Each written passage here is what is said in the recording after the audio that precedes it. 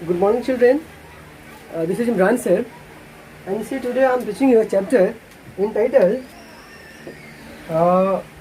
"We are not afraid to die." Here, we are not afraid to die if we can all be together. If we can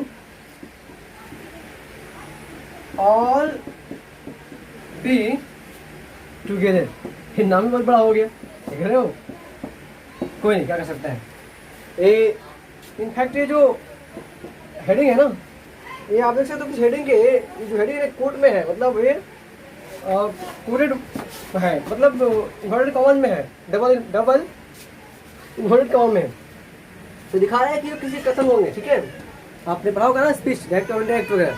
तो जब होता है direct speech, उसी में सब quotation marks आता है, तो कुछ ऐसा ही है। और देखो इनफैक्ट ये जो पार्ट है ना, ये जो वाक्य है, एक बच्चे ने बोला है, एक जो बच्चा है वो साथ में जाता है राइटर के, उसी का बेटा है।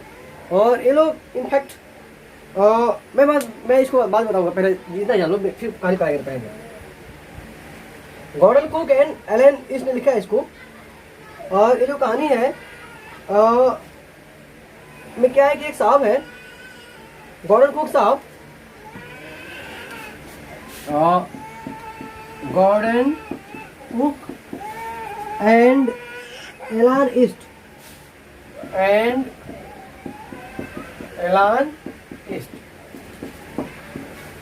ये जो पार्ट है पूरी की पूरी एक टर्म है सी फेयरिंग,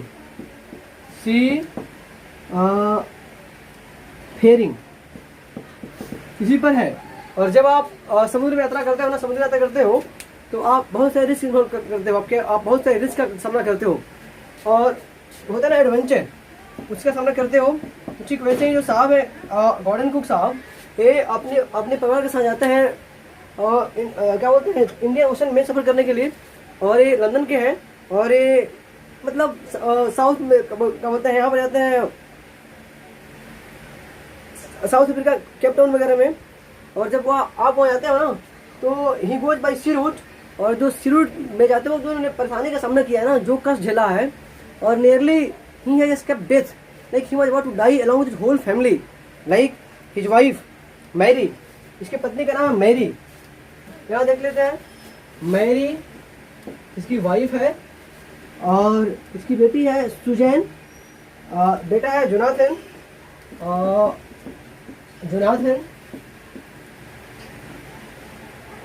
और डॉटर सुजैन, हाँ, ये इसकी वाइफ है, ये जो है जोनाथन उसका सन है, और इसकी डॉटर है। और ये गॉर्डन कुक साहब के साथ इनके दो मित्र हैं, एक अमेरिकन का है लैरी विजिल, एक का नाम है लैरी विजिल, और दूसरे का नाम है, ये अमेरिकन है, अमेरिका का है, अमेरिकन है। और दूसरा क्या है, दूसरा का नाम है Herb Seigler, HERB, Herb Seigler, SEIGLER, Seigler, Herb Seigler. और ये साहब जो है ना, ये आपको स्विट्जरलैंड के हैं या स्विस है, यानी कि वो स्विट्जरलैंड के निवासी है। तो क्या होता है, एक मतलब बोट है, उसका नाम है वेव वॉकर,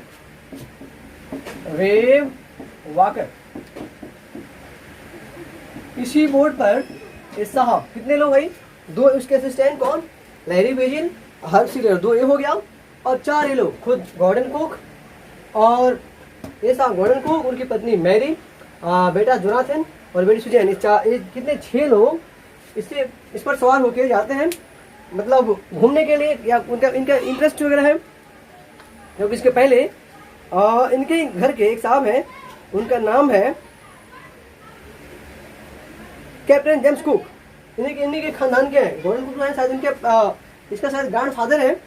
और ये जो कैप्टन जो जेम्स कुक ने जो क्या किया है, ही एक और सरकम नेविगेशन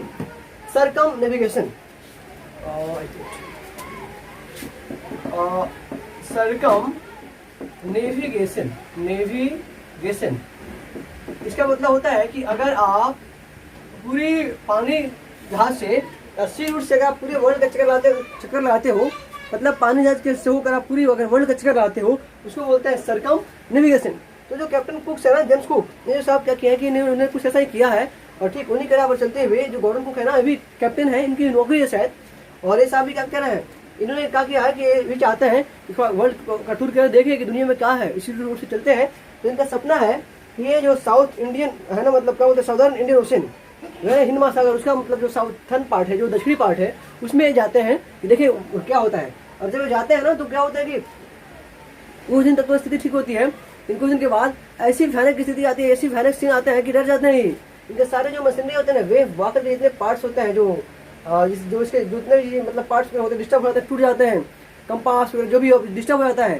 अंत तक ऐसे कैसे मतलब रेडीमेड कुछ करके और सफलता प्राप्त करता है। और एक वक्त ऐसा भी आता है कि इसका जो लड़का है ना, वो कहता है, सन जोनाथन कहता है कि पापा we are not afraid to die if we can all be together. कहता है कि पापा हम सब मरने वाले हैं, लेकिन कोई नहीं, हम मरेंगे, सब लोग साथ में मरेंगे। क्या होता है अगर मरेंगे, सब लोग मर जाएंगे, फिर नामो निशान खत्म हो जाएगा। एक बहुत ही भावुक वाक्य है, एक बहुत ही इमोशनल सेंटेंस है इस पूरे पार्ट का, इसीलिए इसको यहाँ पर लिखा गया है। आओ पढ़ते हैं, ठीक है। और उसके बाद सुनाते हैं। मोटा मोटी ये जान लो, ये जो कहानी है, इस कहानी में जो साहब है, उनका नाम गॉर्डन कुक है, वो जो है वो चला है यात्रा करने के लिए समुद्री रूट से साउदर्न इंडियन से होते हुए जगह जाएगा। वो मतलब घूमने जाना चाहता है, और उसको जहाँ जाना है उसी क्रम में क्या होता है कि वो बहुत डिफिकल्टी फेस करता है, वो जा नहीं पाता सही से। इसके साथ में इसकी पत्नी है, बेटा है, बेटी है, 3 लोग ये हो गया। और चूंकि बहुत लंबी यात्रा है, इसलिए इसने 2 लोगों को ले लिया है, लैरी विजिल को और हब सीजर को। और ये लोग जा रहा है, और जिस जहाज में, जिस पानी जहाज में वो लोग जा रहा है, यात्रा कर रहा है, उसका नाम क्या है, वेव वाकर। तो क्या होता है, शुरुआत में तो सब कुछ ठीक रहता है, लेकिन अंत में क्या होता है कि गेल्स आते हैं, लंबी लंबी हवाएं आती हैं, धाराएं आती हैं, डिस्टर्ब होता है, पानी उसके पूरे सरफेस में चला आता है, टूटने लगता है, बहुत सारी चीजें, उसकी मशीनरी टूटने लगता है, डिस्टर्ब है, बच्चे चिल्लाते हैं, उसकी बेटी की आंख पर चोट लग जाता है, उसका हेड मतलब बिल्कुल स्वेलिंग हो जाता है। अंत में क्या होता है कि ऐसा है कि लगता है कि सब मर जाएगा, लेकिन जो सेकेंड हैंड पंप होता है उससे पंपिंग करता है सब, इसका दोनों दोस्त वगैरह। और अंत में क्या होता है कि इनकी जान बच जाती है। फ्रांस में एक आइलैंड दिखता है, इसको जाना कहाँ था और वो लैंडिंग कहाँ करता है, जहाँ जाना है वहाँ ही आता है। अब उसको लगता है कि भाई हम वहाँ नहीं जा पाएंगे, तो क्यों नहीं कहीं इमरजेंसी लैंड कर दे ताकि जान बच जाए। तो फ्रांस में एक आइलैंड है, उसका नाम है, मैं इसमें देख के बता रहा हूँ क्या है, एक minute.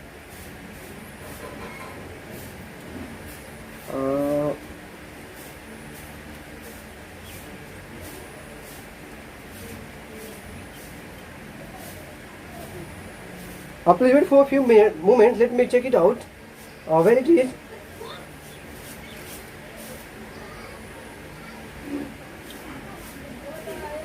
We anchored offshore for the night, and the next morning, all 28 inhabitants of the island cheered us as they helped us ashore.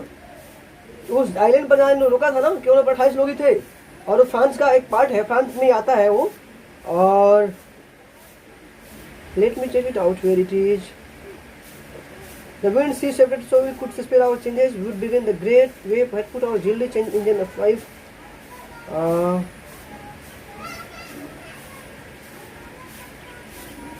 About 2 p.m. I went on deck and asked Larry to steer a course of 185 degrees. If we were lucky, I told him, with a conviction I did not feel he could expect to see the island at about 5 p.m.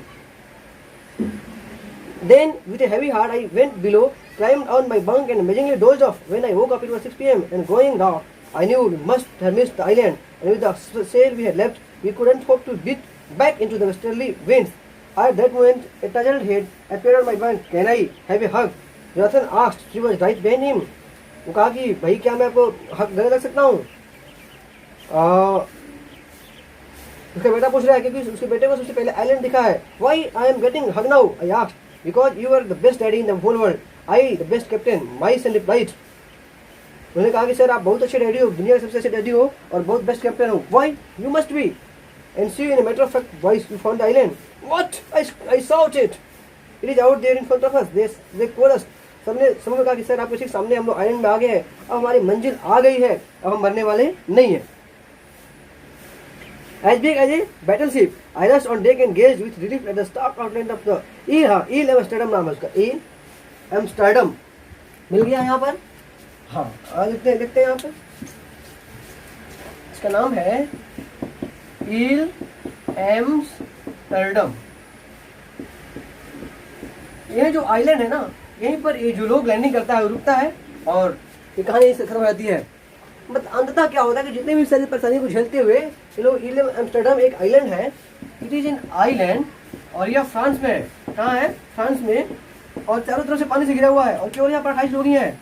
आप कल्पना करो कि एक 28 लोग यहाँ पर हो या कैसा होगा भाई, लिमिटेड। हमारे एक छोटा परिवार कर सकते हैं, या टोला मोहल्ला जो वार्ड होते हैं ना 28, आजकल एक परिवार में मान लो अगर 5 लोग हैं तो 5 7 35, यानी कि 7 या 8 परिवार में अगर कर सकते हो तो उस पूरे मतलब ऐसे आइलैंड में केवल 28 लोग हैं, पूरी पानी से घिरा हुआ है। यहाँ पर उन्होंने चैन की सांस लिया और कहानी खत्म हो जाती है। तो ये जो पूरी की पूरी कहानी है एक एडवेंचरस लाइफ पर है कि इंसान अपने जीवन में कितना रिस्क लेता है, और अगर आप पॉजिटिव है, अब अगर आपके पास उम्मीद है, अगर आपके अंदर जीने की ललक है, तो चाहे कितनी भी बुरी स्थिति हो हम उसे पार पा ही लेते हैं। क्योंकि होता है ना कि कोशिश करने वालों की कभी हार नहीं होती। क्या होता अगर मान लो कि उतनी विपरीत स्थिति थी, पानी आ रही थी, लहरें आ रही थी, और ये गॉर्डन कुक साहब जो थे ना, गॉर्डन कुक अगर एक डर गया होता तो क्या होता, डर के मारे इसको बिल्कुल सेंस खो देता, फिर क्या होता कि ये तो मरता ही, सारे सैनिक मर गए होते।